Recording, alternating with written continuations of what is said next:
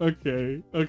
We're gonna read this one. This one is titled "The Hated King," and I don't think this has I don't think this is rated 18 and older, so you don't have to worry too much about that.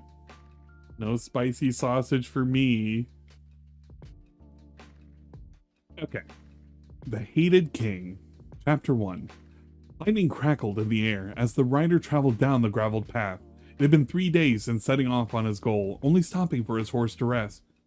As he approached a small inn with torches still flickering through the pouring rain, he knew he should gather his strength before his task was to begin. The rider hitched his horse to the post and walked in. "Oh, hello, I'm sorry, I wasn't expecting anyone this late. Can I get you anything?" The rider looked at the woman who had spoken. Wait, damn it. You know what? The woman's gonna sound like that now. I'm not taking it back. She was young, but there was no mistake that she was the innkeeper.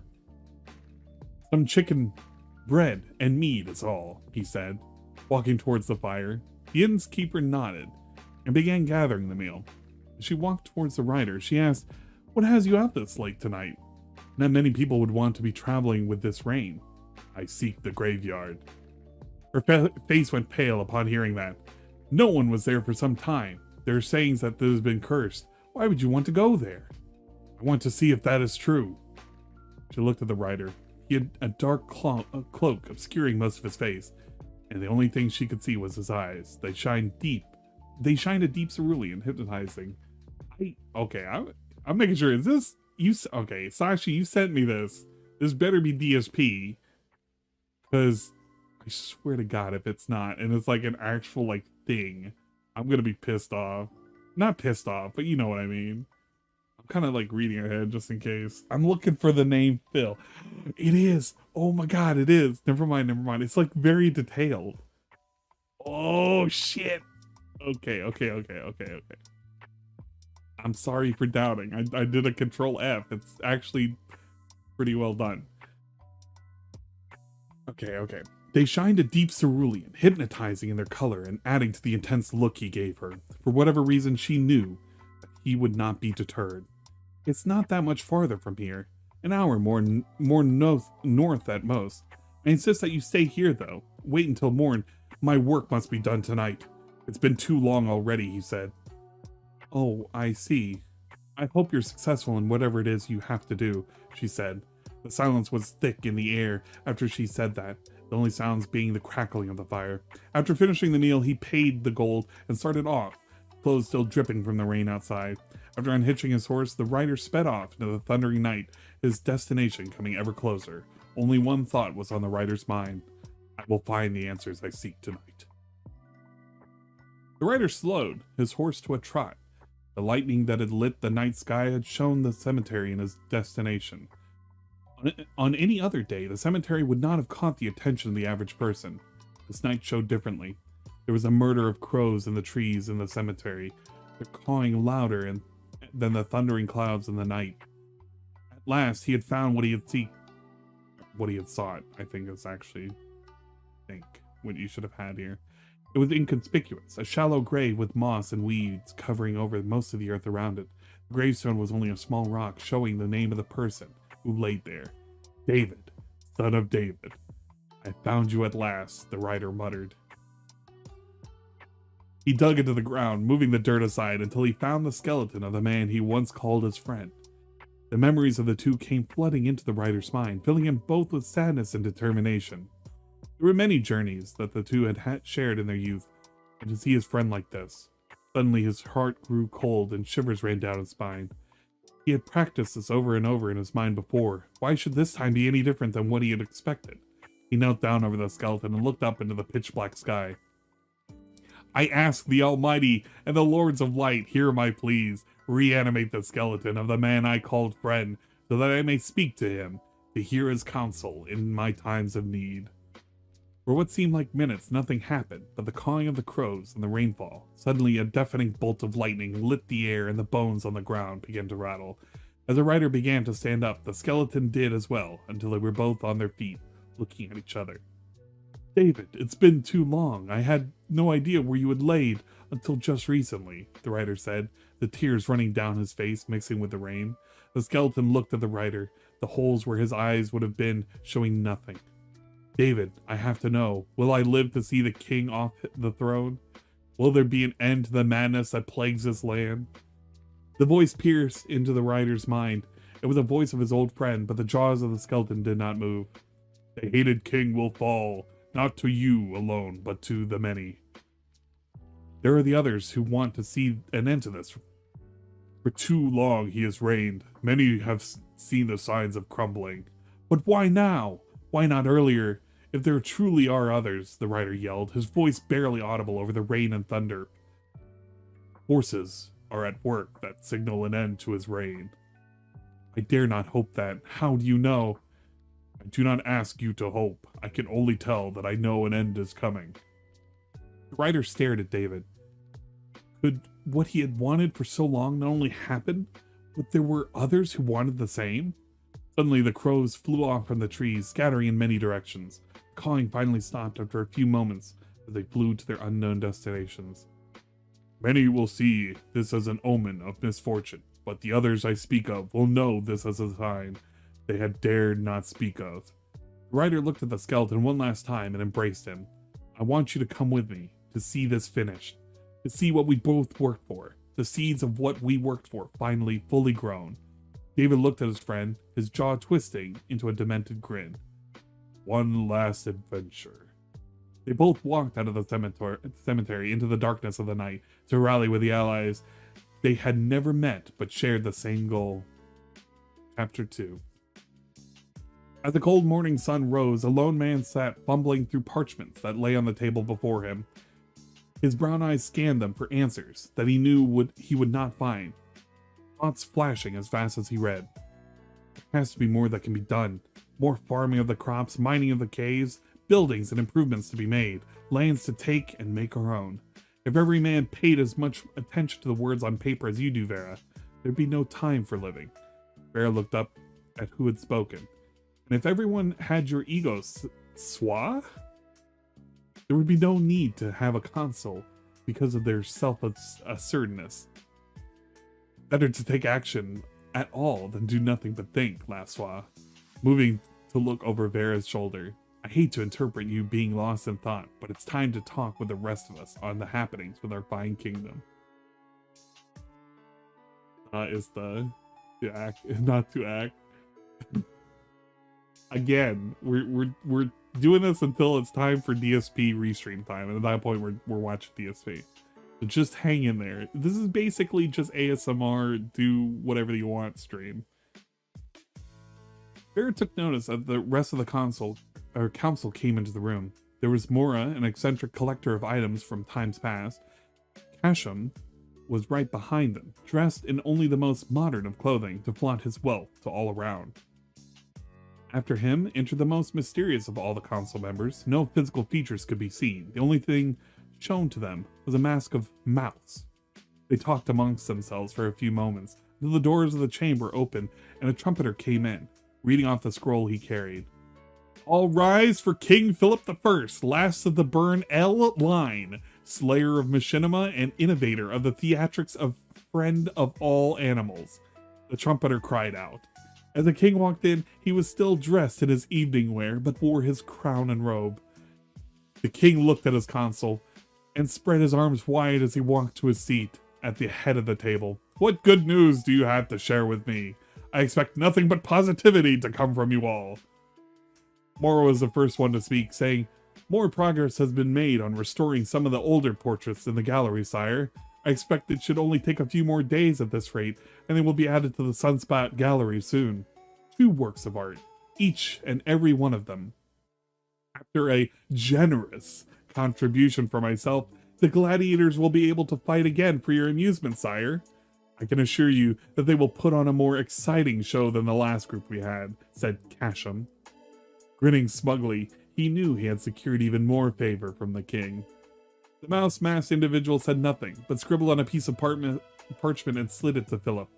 He took it and, looking after it after a few minutes, crumpled it and tossed it behind him. Good to hear the whales are returning to our shores. Our navy has always relied on getting resources from them, and I do miss hearing their calls from the sea. Well, Vera, that only leaves you. What news do you have to share? Asked Philip, stroking his goatee at his thoughts already more immediately pleasurable activities. Vera coughed and began to speak. My king, I think there are hard times coming for us. It would be wise to surplus the resources we do have and use what we can to prepare for the coming harshness. If we do not start now, I fear the worst, not only for us, but for our people. Philip laughed, but stopped as he saw the seriousness look in Vera's eyes. We lived in good times for years now. Why would that change? Surely you don't believe people would try to rise up against me. You are the loved king, my liege. Everyone loves you, and what you do for the kingdom. Would there have been few naysayers that have been caught speaking slander against you, though? Something about the end of the king's reign. All nonsense, quite assuredly. Philip looked at Vera, squinting at him, asking in a hushed voice, do you question the love of the people? Do you question my authority? My reign, Vera? My king, I do not. However, the banks of the realm are beginning to demand their loans back. They've lent us almost 500,000 gold. There's nothing to show for that. How are we to repay them? Is entertainment not the most important thing for the king's people? Do good food and wine cost too much to feed the king? These luxuries have been hard won, and I won't give them up. Tell these banks they will have their money in time. Vera started to speak and to argue, but said nothing. He knew what had happened to the last council before him, how they had tried to usurp their rightful king. Their attempt had ended with them executed, their names dragged through the mud, and families ostracized. He didn't want to end with a similar fate as theirs. Now, if this is all, I will take my leave. I need to start armoring the colts in the purest gold to prepare for the celebrations soon. After all, it is the start of my birth month, said the king, adjusting his crown that laid on the slickest back hair. As the other council members departed from the chamber, Vera sat lost in thought. Outside, a crow flew by the castle towards the home of a young noblewoman. Let them eat gout. Chapter 3. The thick smell of paint lingered in the air of the small room. A young woman carefully brushed the canvas in small, precise strokes. Each stroke was a new breath of life into the picture and could potentially be the last breath the scene took. She wanted to be lost in the world she had created, to learn more of how things were different than the world she lived in now. Vesper?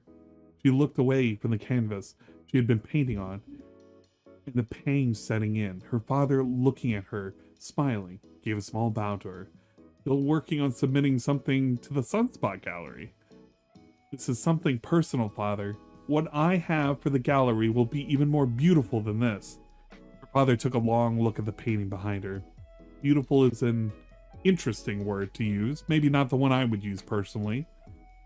And what word would that be? Provocative? Introspective? Either one would be more appropriate. Vesper looked at the canvas again. It had seemingly transformed from what she had originally planned, as if the paintbrushes had taken a mind of their own. It showed two people with a dark snowy landscape behind them, a pale white contrasting with the dark blues and blacks. A man and a woman were playing games but facing away from each other. In their own separate worlds, the woman had long red or light red hair, a depressed demeanor on her face. A single ruby red tear ran down her cheek and fell onto the chessboard she was playing on. The man had a furious temper, his face looking more like a fairy tale monster than a man. His board was being flipped over, and the pieces thrown about in a fit of rage. Vesper looked again at her father. I still find it beautiful in its own way.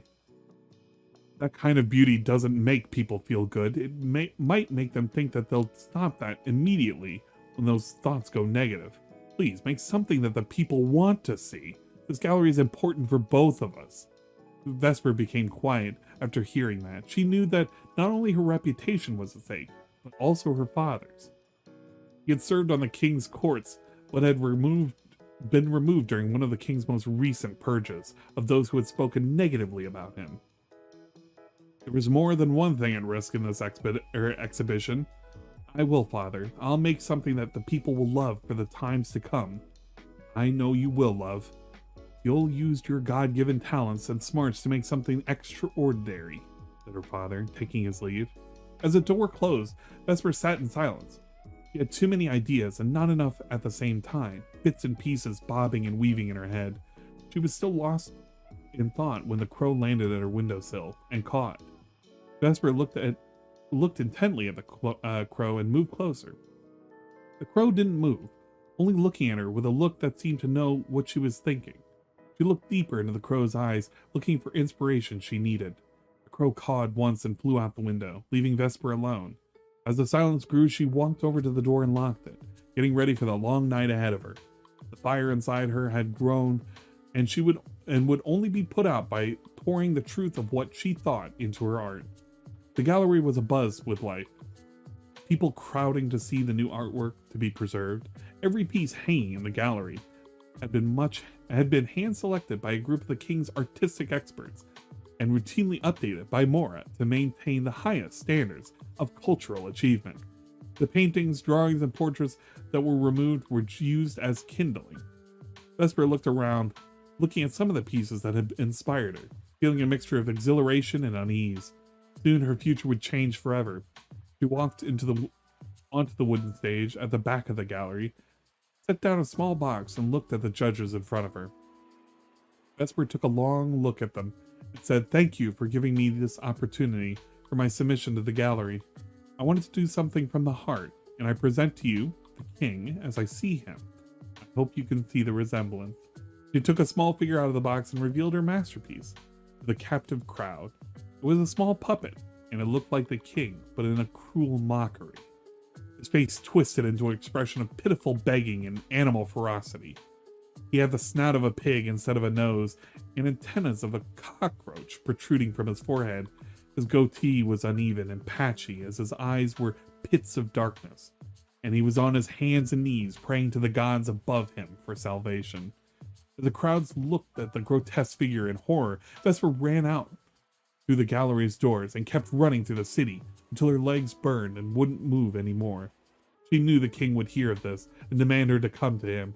She couldn't go home. The only thing to do was to leave the city. Yeah, Jews.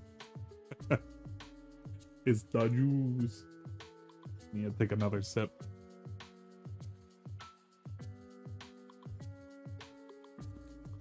Delicious. I have chosen my destiny. There's no going back from this now. I can only hope that my father understands why I have done what I've done. She ran to the gate's entrance, used some of the gold she had to pay for her carriage to the next town over. She felt the tightness in her chest relax as the carriage began moving and sighed of relief as the trees covered them. Chapter 4.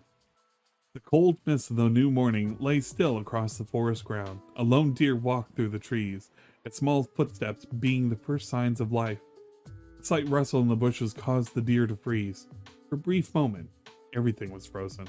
Without warning, a brown blur jumped out into the clearing in front of the deer. It was a brown dog, its teeth bared in a low growl breaking the silence of the forest. Before the deer could make a run for it, it was tackled from the side. An orange fox had jumped out, its teeth sinking into the neck of the deer. The dog jumped onto the deer as well, and the kicking of the legs of the deer soon became small jerks until finally stopping, dark red blood spilling onto the ground. Good hunt, Rocky and Mighty. Really? The dog and the fox looked up and went to the voice with their tails wagging. A man with shoulder-length blonde hair was kneeling, his arms outstretched. He scratched behind the ears of both the dog and the fox, both nuzzling into his calloused hands. The man stood up, walking toward the deer's corpse and taking note of the size of it.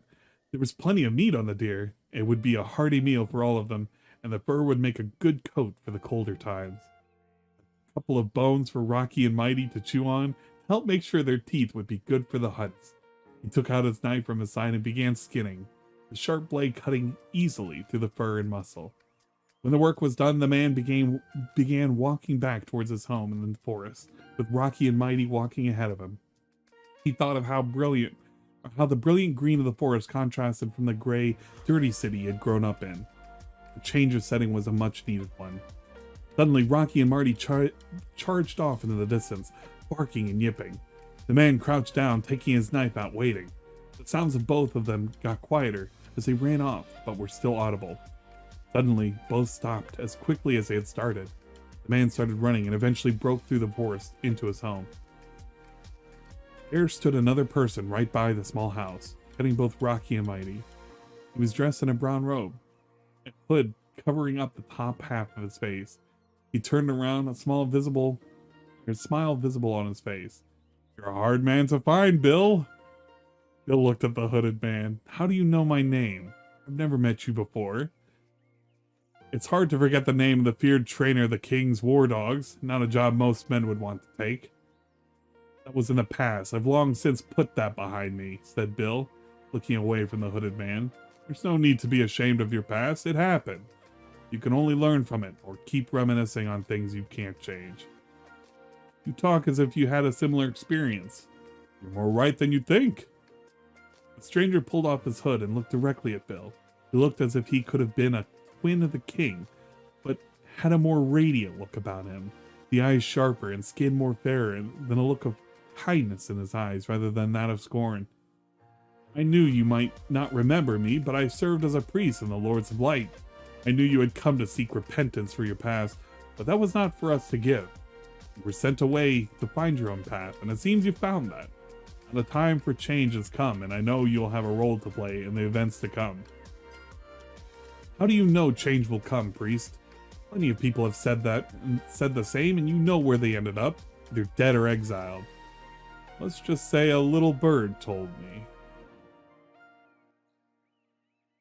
The priest held out his arm just as a crow flew by. The crow landed on the priest's arm and nibbled some of the bread the priest had in his other hand.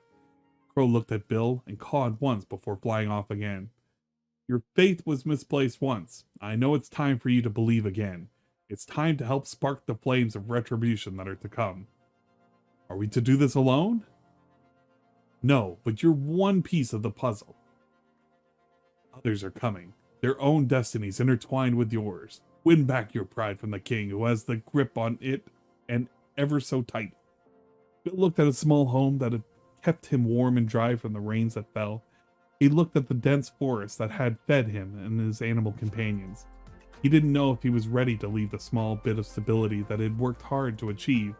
Suddenly a warm feeling of comfort washed over him. A voice echoed in his head. "Leave this faithful servant of mine. He will not lead you astray. There will be trials ahead, but know that the path you walk is righteous." Bill looked at his surroundings once more and then back at the priest. "My fate seems to lie with you. I accept that and will go with you. As do the others. Now we set off tomorrow at dawn. Dark forces are already plotting in the shadows. Any more time wasted will only benefit them. Now that we're working together, can I get a name out of you?" "Where are my manners? Unfortunately, I forgot my birth name.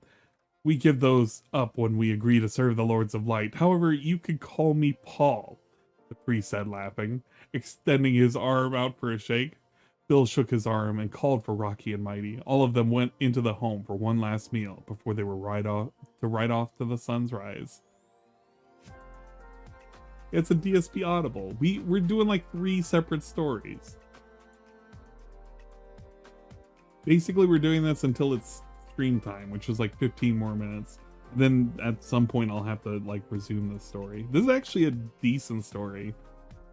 I get it with the whole like hitting all the different people kind of thing. It's cool, but it's like basically it's gonna be the story of Lightside Paul, the rightful king. That's what it's shaping up to be. We've reached Andy Kaufman levels of satire. The second one was a banger. The second one was fucking something. I never get shout outs, dog whimper. You can get all the shout outs you want. Ludwig, what are we supposed to... Dude, in before you're like a monster in here. Like the monster that's been like exiled or something. You know, some bullshit like that. Maybe you're in here. We don't know. You could be in here named Ludwig. We don't know. Chapter 5. The sea hit Vera as he made his way down to the castle steps to the beach. The waves were rough and dark, almost looking black in the early morning sun. Even the Navy's harder ships were having trouble navigating the sea. Some had not returned back at all. Vera hoped some of the men on the ships had survived or at least died quickly. King Philip was at the shore, looking out towards the horizon. His face looked more sunken, his eyes distant with an angry scowl on his face. He was still in his nightwear, but his crown still proudly on top of his head. The cold sea waves splashed onto Philip, but he stood his ground. His gaze at the ocean didn't break, even when Vera walked up next to him. My lord? I am your king, Vera, remember that. I apologize, my king. What is it you're doing out here at this time? I like to hear the wails. I haven't heard them in so long. Where did they go? I do not know, my king. They should return soon, though. Like with the love of my people? I know what happened at the gallery. Vera's blood ran cold. He was not surprised that Philip had heard the events at the gallery. The gossip had spread like a disease amongst the populace. The guards stationed there quickly grabbed the puppet and threw it into the pyre, but the damage had already been done. Where's the artist behind it, Vera? I do not know. The guards have been looking for her since. It's entirely possible she found a way out of the city. I see. Well, we might have a lead, Philip said as he looked to the side and nodded his head. Vera did not even see the guards approaching with a man in shackles. The guards threw the man before Philip's feet and stood at attention. Where is your daughter? I don't know. I haven't seen her since the day of the gallery exhibition. Did you tell her to make that mockery of me? I did not. I only wanted her to make something beautiful with her talents. Did you call that thing beautiful?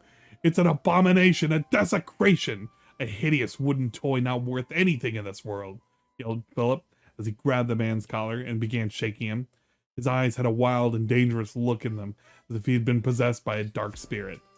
It wasn't until the crown on Philip's head fell onto the wet sand that King was snapped out of his rage. Since your daughter cannot be found to stand trial for the crimes against the king, you will stand in her place. I find you guilty, and for your punishment to be carried out post-haste. Guards, carry it out. Philip said calmly as he picked up the fallen crown, wiped off the sand, and placed it back atop his head. The guards nodded and took hold of the shackled man and began walking out to sea. You cannot do this. You are a false king, a worthless man put on the throne as a cruel joke by the gods. You may kill me, but you will not stop the future that is coming for you. I curse you. Damn you. Damn you. Damn you. The man shouted, trying to wrestle his way out of the guard's grip, but he was cut short as the guards held his head under the sea water. His legs were furiously kicking, and they became feeble twitches until they finally stopped moving. The guards let him go in the water and stood at attention at the king. Perhaps this was all that was needed to bring back the whales, a sacrifice. Guards, continue looking for the girl. I want to stay a little longer. As the guards walked back to the castle, Vera looked at Philip and hoped he would not be next to be used as a sacrifice. My king, was that really the best course of action? A king has to make hard choices, Vera. He will serve as an example to the rest of the people that think that it can get away with things like that. Besides, you heard what he said after he was sentenced. His true feelings came out when faced with death. You can always find out a man's true intention that way. I understand, my king. Shall I continue to parley with the banks? No, I think not. Let them come themselves if they so desire. I do not want to keep reading their honeyed words. I would rather hear them in person if they want my riches so bad. I understand. I will keep working on other projects then, Vera said as he began to walk up the castle steps. He took one more look at the king on the beach. Philip was still staring at the sea as the waves took the dead man's body. He didn't even react as the body was being bashed on the rocks and stained them red with blood. Chapter 6. It was dusk as the rider arrived at the outskirts of the small town by the river, the smell of rotten fish heavy in the air. It had been another long trek through the backwood trails to get here, but he had finally arrived. I don't see why I couldn't have ridden with you. I don't think most people would react well to seeing a man riding alongside a skeleton, said the rider, looking down at the small open sack at the horse's side. David's head was looking back straight at the rider with his black, empty eye sockets. I could have had my own horse. The horse would have been more spooked than the townspeople. Who said it had to be a living horse? A skeleton horse? Most people would think they would be bringing the end times upon them. Rather than trying to save them from it, trust me, you didn't need it. Your whole body, anyway. I've never been more humiliated in my life or death right now. We all have to make sacrifices for the greater good, trust me. Carrying a skull in my knapsack and talking aloud to it makes me feel just as uncomfortable.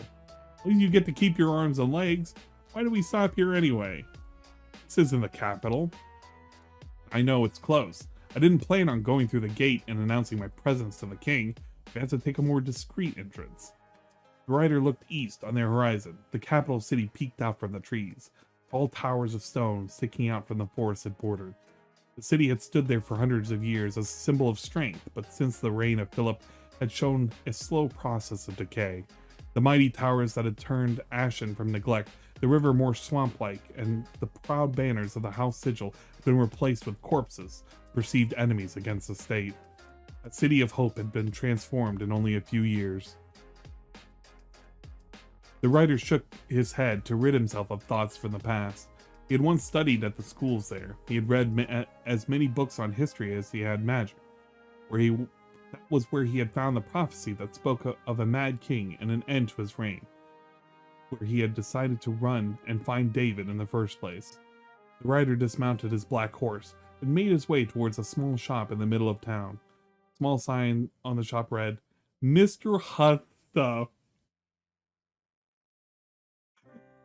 On it, hastily scribbled out in red paint. The rider walked in and saw there was indeed many such stuff inside. Items and objects from around the kingdom and from beyond were here in various states of repair.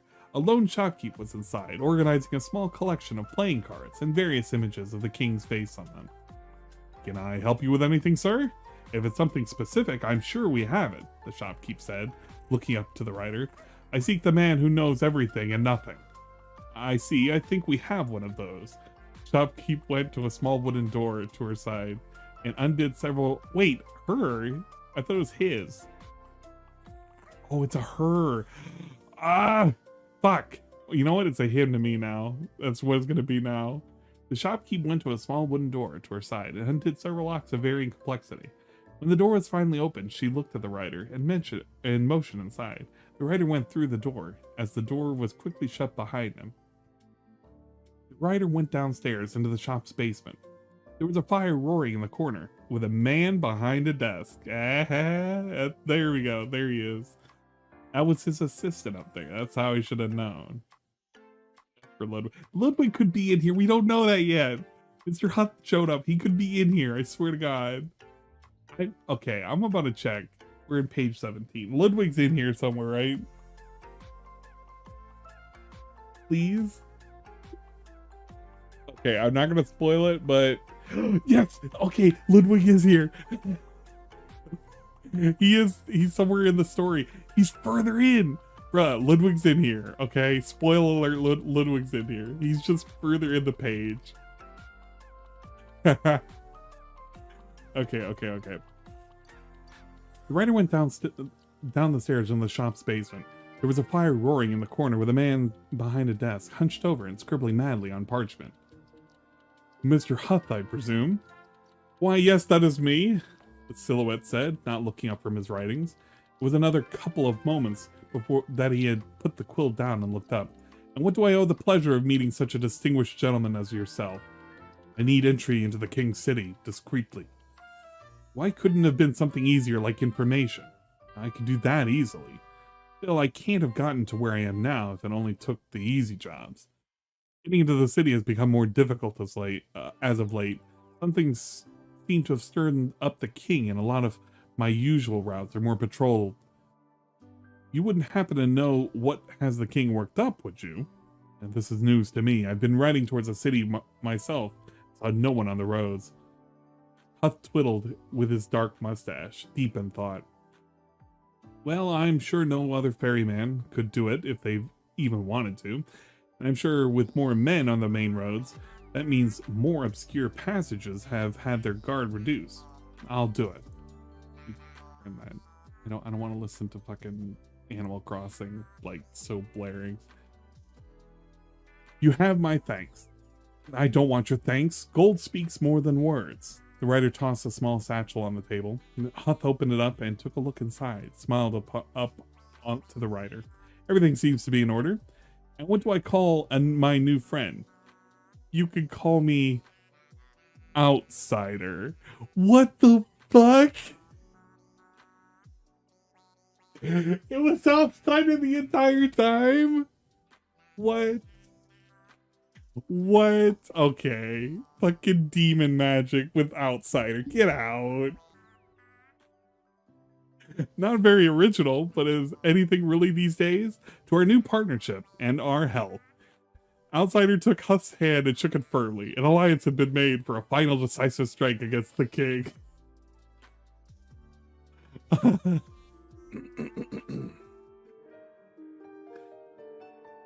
The sudden stop of the wagon caused Vesper to awaken violently. She didn't even remember falling asleep. The adrenaline kept her awake during the ride towards the south. It was dusk with the sun setting slowly behind the trees. "Where are we?" she asked Wagoner, rubbing sleep from her eyes. "This is the town of Janus, the last stop of this route." Vesper got off the wagon and paid the man with a small bit of gold she still had on her. Looking around her surroundings, Janus was a close-knit community. A few wooden homes with a town center and market where the wagon had stopped. Small fields of wheat and corn were close by, with some of the villagers still working them. The one landmark of the town was a stone castle not too far from the homes, a sword and sheathed banner flapping in the wind. Vesper took a moment to collect her thoughts, and finally, some time where she didn't have to worry and could plan ahead. She could take refuge in the castle, trying to pass off as one of the handmaidens until things had settled down and proceeded from there. Thoughts of her father came to her, but she pushed those away. She could only hope he had managed to get away before the king had sent guards to question him. Suddenly a scream pierced the calm air. The hound is here!"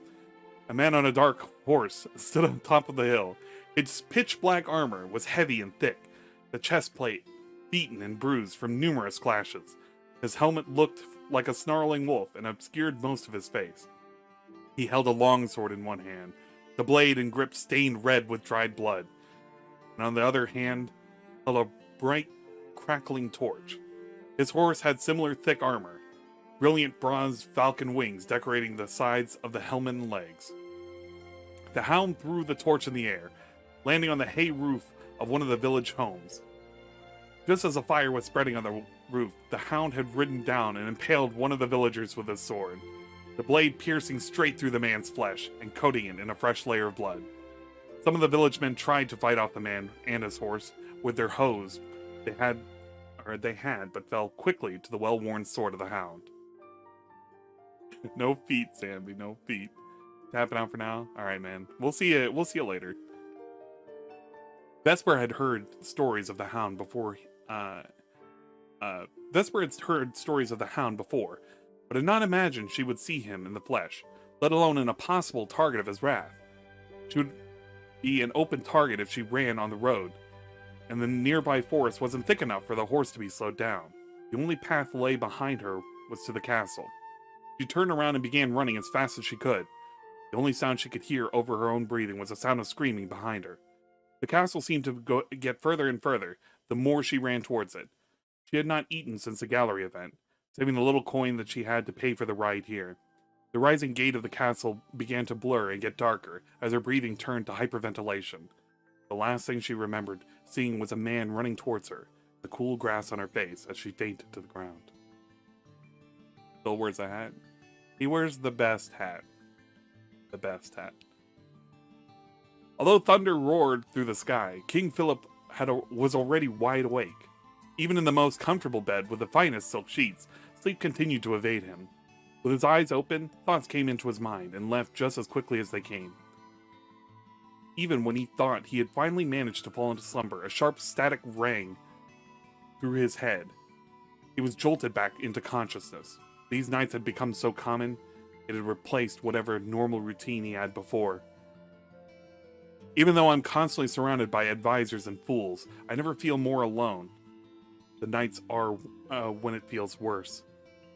Philip glanced at an elegant mirror standing in the corner of his bedroom. Although Philip had loved it at first for its extravagant nature, he'd come to loathe it. He threw the covers over and walked over to see his reflection. He saw something that didn't even look human, a cruel mockery of what a person should actually look like. Philip wondered whether he was truly seeing what the mirror showed him, or if that was what he had looked like the whole time to everyone around him. He wanted to shatter the mirror into 100 pieces, to make this beautiful work of art into a broken piece of garbage. The darkness is swallowing me whole in this room.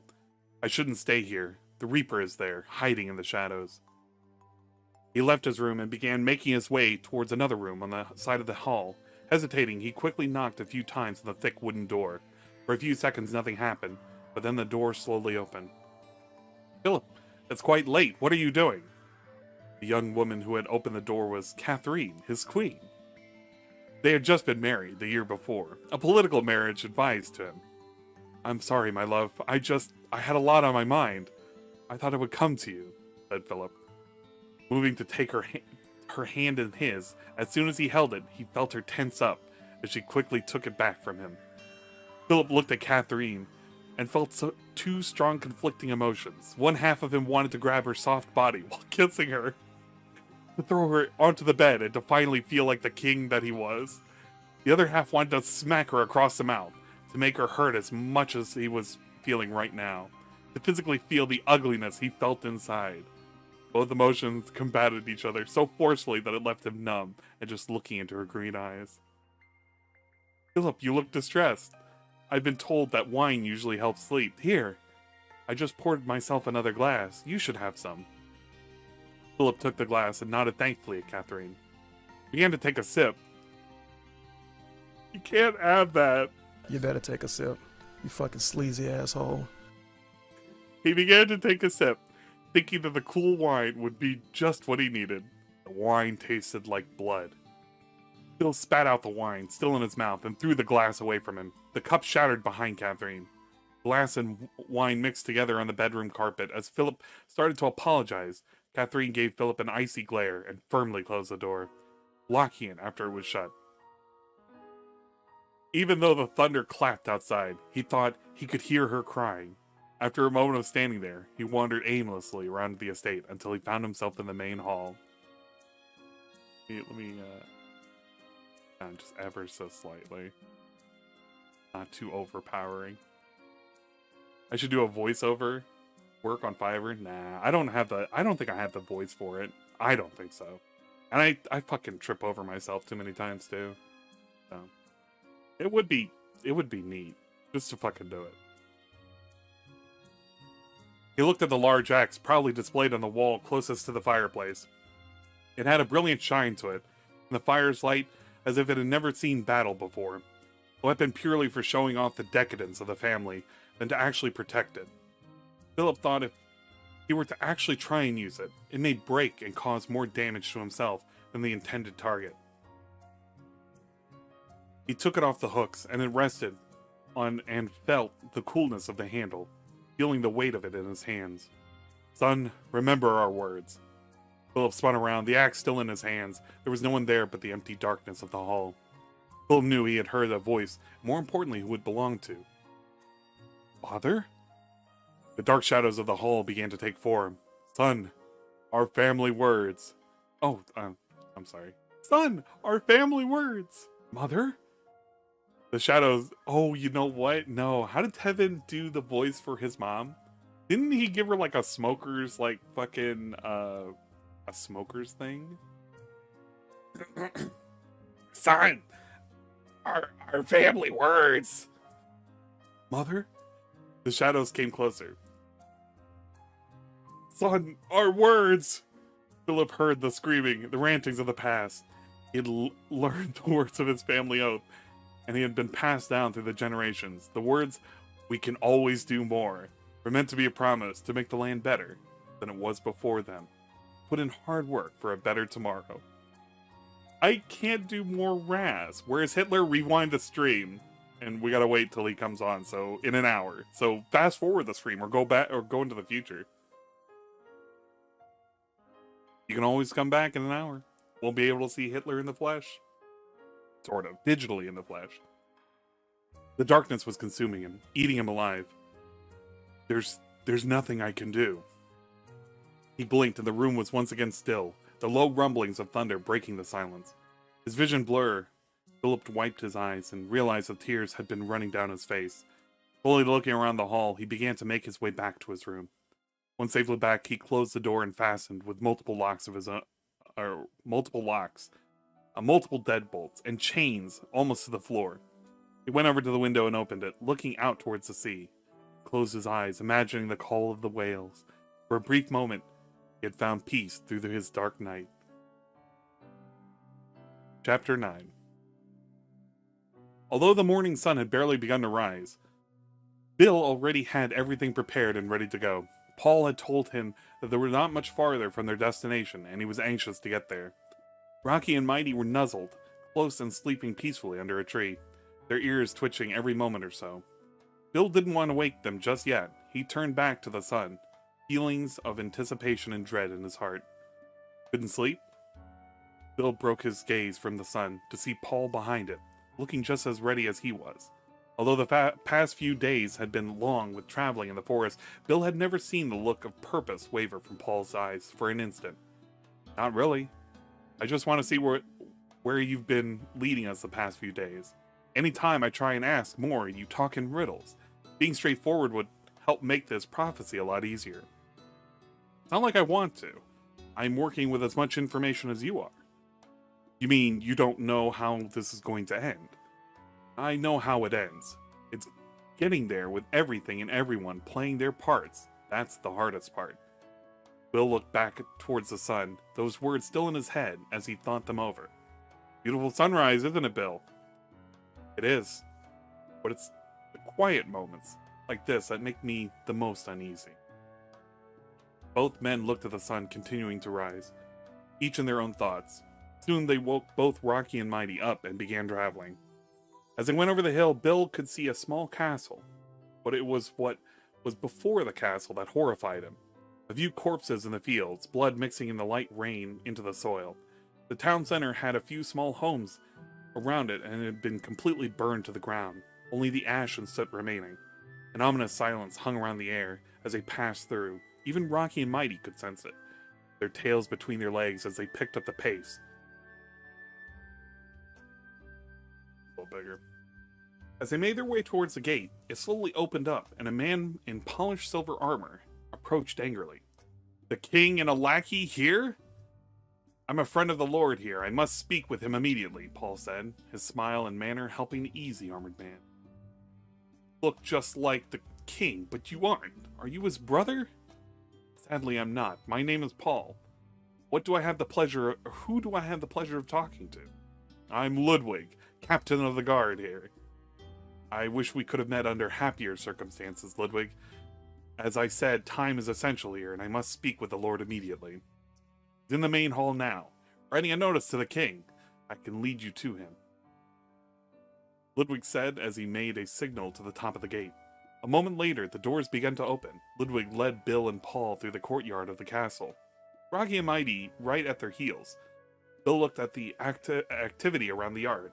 The few people here and there were working quickly for whatever unknown plan he had in the future to rebuild. Finally, all three arrived at the doors of the main hall. Ludwig opened the doors for them, and they went through the ornate dining hall. The Lord at the head of the table, scribbling furiously on a piece of parchment. He looked up from his letter and stood up. Paul! He exclaimed, standing up and walked towards Paul, giving him a large embrace. It's good to see you, Kozatov. It's been too long, Paul said, smiling. I'll say I haven't seen you since you joined up the church of yours. Actually, that's what I wanted to talk to you about. Kozatov's eyes narrowed and became serious. He went over to an open bottle of wine by his seat and poured 3 glasses. After passing them out, he sat down in his chair and sighed. This attack happened suddenly and ended just as quickly before we could do any sort of counter. I'm writing a strongly worded message towards the king for allowing this to happen, and for any assistance he can send for rebuilding. All of what you saw was done by just one man. Can you describe him? I couldn't. Most of my soldiers, weapons, and armor were sent to the king. The few that I still have were inside the courtyard when that attack happened. Only one girl barely managed to make it to the gates. Any of the other villagers had either scattered or are dead. She described the attacker as having an armor as dark as the night, with an even darker sword. This time it was Bill who talked first before Paul could say anything. The Hound? The Hound attacked here? You know him? I do. I was once part of the king's army before I left the city. I trained the war dogs. I knew him when he first joined. He used to be part of the Colosseum fights that the king hosted. It became one of his favorites, and he was made a knight of the court. Why would he attack one of the king's towns like this? And don't give a damn for any reason he might have. I intend to make the king answer for this. But mean words on paper won't give this justice I seek. I bet he won't even read it. I might not even make it to any of his advisors. Paul took a sip of wine and looked at Kozatov. The king only hears the words of his advisors, no one else. If you intend to send a message, it will have to be with force. Are you mad? The king would have us killed for even suggesting a thing. Even if we march, we don't have the men or the supplies to fight off his army.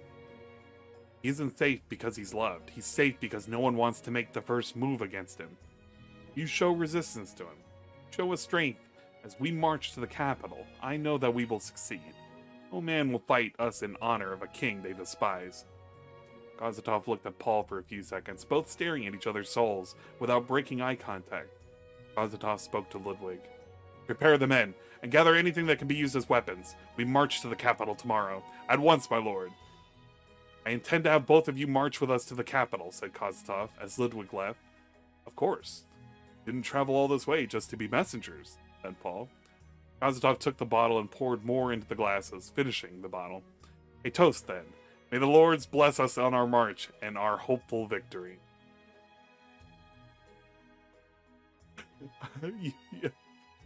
I guess you are in the book.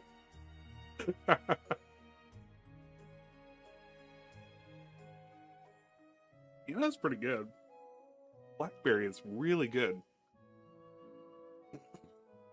Right, this is just nap time before we get to the actual main event. You guys can kind of like snuggle up and shit. Chapter 10. The pale full moon was barely visible through the thick night clouds as Vera walked towards through the city.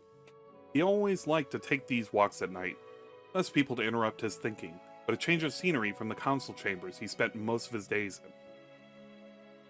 His thoughts were always on the problems ailing the kingdom and the possible solutions. Plans and backup plans for every instance of possible action the king could take. He had always loved this city, even as a child growing up. The love of all the exciting events grew into a love for what it stood for: order, stability, justice. Even though he may not have agreed with every decision that the king had made, his faith in him had been staunch the moment he took the throne. The king had always listened to him. It always felt like he had to fight the other advisors in the council to see the truth of the matters. The banks had not taken kindly to Philip's words and had cut off all aid they had promised. Vera got a small sense of satisfaction knowing that this hurt Casham more than anything. He took out many personal small loans to pay for extravagant events like the king had liked. While this would definitely cause problems, this should only be a temporary setback. And with a couple of words to the right people, Vera knew the real crisis was a different problem. News of an enemy marching towards the city had reached the ears of the citizens. There were rumblings of discontent among them, some even advocating to join them and to take the castle. Vera knew that as long as the walls and gates stood, the king and the council would be fine. As Vera began walking back towards the castle, he felt the eyes of people on him, whisperings between them. His walk became faster as he reached the bridge. He saw a man in all black sitting at the edge of the bridge, whittling a piece of wood with his knife. So you're not allowed here to be at this time. If you value your life and the lives of others in this kingdom, you'll convince the king to surrender peacefully, said the man, not looking up from his work. And why would I do that? A king yielding to a revolt shows weakness. You're basically asking me to sign my own execution if I were to ask him that. Because I'm going to open these gates, the city, and the castle for the approaching army coming here. Vera's face went pale. You won't. I'll alert the guards. I'll have you thrown in the dungeon. Who says that they'll be loyal to you? I'll offer them gold to stay loyal. They know the gold has stopped coming in from the banks. You're backed into a corner, and it's the fault of the king. You continue to help bring this land to ruin. Vera stood there, a feeling of powerlessness hitting him for the first time. He had always thought him to be prepared for anything. Here was a man telling him he wasn't. I've left you a present in your room to help make convincing him easier. How did you... Just do it, said the man as he stood up and started to walk away. Vera tried to look at the man's face, but it was obscured by the darkness. The only thing visible were the man's cerulean eyes. Vera tried to call out to the man, the guards, for anyone to run after him, but he stood frozen, in place. He suddenly broke from his paralysis and sprinted towards the gate after getting through to his room. He looked around and quickly found the stranger it was referring to. A dagger lay on his pillow.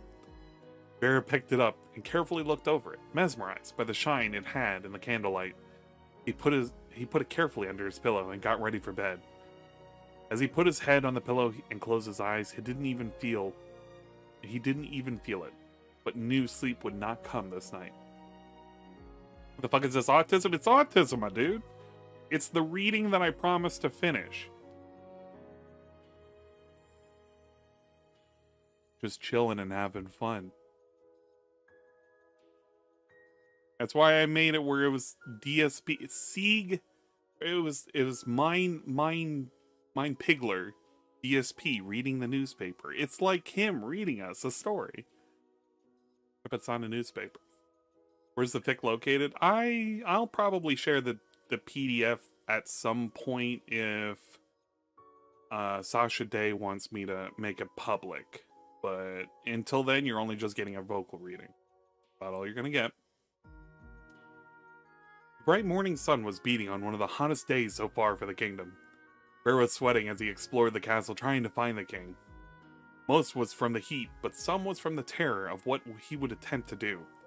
The coolness of the knife in the morning had become a dull warmth in his hand as he kept twirling it behind his back. The man in black had kept his word. A small group of men led by Lord Kozatov had walked in through the city as if they were heroes. Even the city guard and some of the army had abandoned their posts and joined the march to the castle. Kozatov had made his demands clear. Open the castle doors by dusk, or there would be blood. They were all camped out by the bridge now, the sound of celebrations from the crowd around him being heard by everyone in the castle. The king was nowhere to be found in the usual spots. The throne room, the dining hall, the council chambers. Vera thought the only place he could still be was his room. Unusual for this time of day. As Vera approached the king's room, he saw the other advisors already huddled around the door. Swa, Kasha, Mora, and the mouse were whispering amongst themselves, and only looked up when they heard Vera approach. What's going on here? Oh, hello, Vera. We needed to talk with the king immediately. So we've looked everywhere for him, but we couldn't find him. This is the last place he could be, said Swa. We think he's here, but we're trying to decide on who to talk with him. Since you're the most senior member, it would make most sense that you should talk to him, said Mora, coughing. Vera noticed this, and they were holding something behind their backs. I see. I guess it does fall on me to talk with the king. I like to have you all with me to support my position. Yes, of course. That makes the most sense, said Kasham, a look of relief on his face knowing that he would not have to take the first action. Vera knocked on the door. There was no answer. He knocked harder, faster this time. Still no response. He tried to open the door, and to his surprise, it opened. Everyone walked into the room but found it was empty. Vera walked to the open window and saw that there was a rope leading down towards the ground below. What do we do now? Asked Swa, to no one in particular. The rest of the group had no answer, only looked to Vera. Vera sighed and looked at the other advisors in the eyes. We open the gates. The king has fled, and if we want to keep our lives, we do what the army outside the gate asks. You'll all go down to the hall. I'll join you shortly. As everyone left the room, Vera looked outside again. This would be a new experience for him. He hoped he would come out with his head still attached to his body. The epilogue. Vesper looked around the small painting room she had worked in for years. The memories of her and her father heavy in her heart. She talked with one of the advisors at the castle and had heard what the king had done to him, managing to keep herself composed until she had made it home. Only then did she let the tears flow. She had only wanted to grab some of her things and go, but still she stood in that room. It was hard for her to leave all of this behind, but the memories would be too painful to bear. She grabbed her supplies and walked back towards the castle. As she approached the entrance, one of the guards approached her. Kazutov's been asking for you. Has he? He has a proposition for you. He wants to make you an apprentice. His nephew, or apprentice to his nephew, as an artist. He has talent now, but the right teacher can truly make him shine. Maybe even famous. His name's Theodore. I'm flattered. He's seen your previous works. He thinks you'd be best for him. I accept. Thank you. She made it back to her room in the castle, excitement of her new future evident. She hoped she could live up to the expectations of not only everyone around her, but herself. Paul and Kostov were talking in hushed voices in the throne room, one of the king's finest bottles of wine being shared between the two. The prophecy has been so seen to completion. Is that all there is to it? Asked Kostov. This is certainly an end, but I can't say for sure this is a definitive one, said Paul, slowly twirling his wine glass. Should I stay here? I wasn't planning on occupying here, but if you would need me. I appreciate the concern, my friend, but things should be stable here. The advisors shouldn't be a threat, and I could turn the hate of the people around. What are the men who supposedly convinced the council members to open the gates? They haven't been seen since. I managed to meet with them before they left. They honestly thought I was the king for a second, and before I convinced them I wasn't. They're valuable sources of information to the city's underbelly. They'll keep me updated on the unseen things going on. Then I will head out. I appreciate all the help you've given me, my friend. I can't ask more of you. The two embraced and parted ways, Kazatov heading towards the entrance, and Paul towards the tower of the council member. Sasha, if you hear this, there's a typo here. You have a C instead of a T. On page 32, line 6. Sorry, I gotta be that guy, but it's like, it says Chi Council. Paul walked into the chamber room where the advisors were waiting nervously. He sat down at the seat of the table and smiled warmly. Gentlemen, I think it's time to begin our work. Ludwig looked out to the city from the castle. He had never been a fan of large cities, preferring the quiet town life he had had for himself. But there was something magical about seeing it from this high up in the sky. Didn't even hear Bill walk up beside him, looking out to the city as well. Both men stood looking as Ludwig spoke. We're lucky to have taken this castle without any bloodshed. I didn't want to throw away the lives of more good men. I agree. But it's odd the king would just abandon his crown like that. What kind of man just abandons everything to flee? He didn't know what would happen, so he ran away to keep his own neck. Everything else be damned, he's used to dealing with people on his own terms, where he has all of the advantages. Azatov said you wanted to ask me something. I know you used to be part of the king's army. Our men don't have the best of training. I want you to join me in making our army strong. Bill turned from the city and looked at Ludwig. Sure? Yes, I talked with Paul about it and vouched for you. Kozatov trusts him, I trust him too. So what's my first task? You and I are going to hunt down a rabid dog. The hound stood over the seaside cliff, looking out towards the ocean. He stood at attention, his sword at his side. Everything will burn by his hand. In the mountains far to the north, a man in all fur clothing marched forward. He had been walking these ranges since the king had banished him months ago.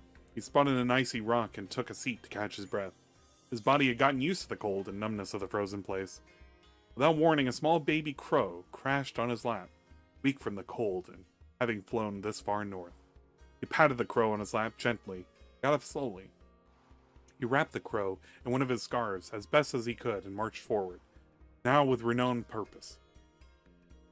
I think that should be renewed purpose. I think. The fire inside him was stronger than the cold around him. Vidar Elvigen would return home. Really? Vidar was out there saving a baby crow? You motherfucker. You motherfucker. Bill looked into the water, not even recognizing his reflection. He had roughly cut his hair and goatee short with a dull knife he had in one of his drawers back at the castle. He wondered how Catherine was, if she managed to get out of the castle before it had fallen to his enemies. He quickly pushed these thoughts out of his mind and began putting on white paint on his face. He had seen a flyer for a traveling theater outside the city walls, looking for a new member. It would be the perfect cover to put distance between him and the city. He walked over to the wagon and began dressing up. The show would be starting soon. As he put on the smiling clown mask, he began to feel... Wait, he began to feel what? What did he begin to feel? What was the word that was supposed to be here? Sasha, what was the word what was he supposed to feel? Right at home?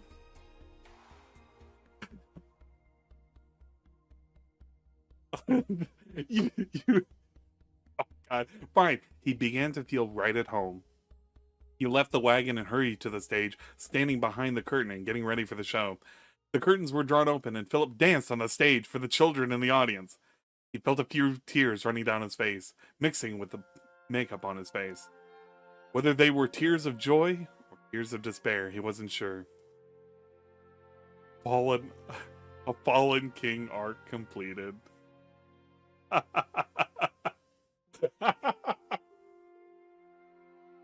Oh yeah, we did it! Yay!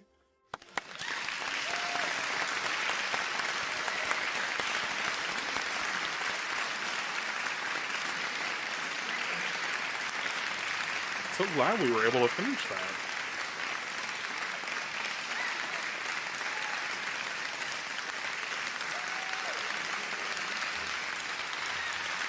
Where's the smut? We did the one smut, the semi-smut reading last time. We're not doing the smut right now. This is basically like tying up loose ends because I had to finish this particular story and I still have 2 more books to read. Could you believe it?